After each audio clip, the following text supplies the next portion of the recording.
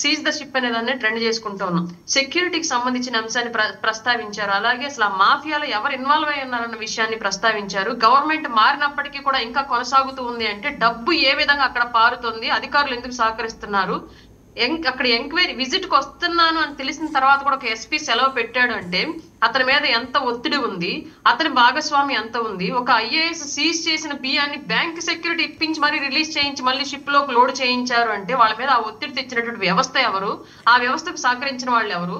ద్వారంపూడి చంద్రశేఖర్ రెడ్డి అనే వ్యక్తి అధికారం లేకపోతున్నప్పటికీ కూడా ఇంకా అతని హవాని అక్కడ ఎందుకు కొనసాగుతుందని ఇలా ఎన్నో అంశాలని నిన్న పవన్ కళ్యాణ్ గారు ఆయన మాటల ద్వారా తెర మీదకి తీసుకొచ్చినటువంటి విషయం.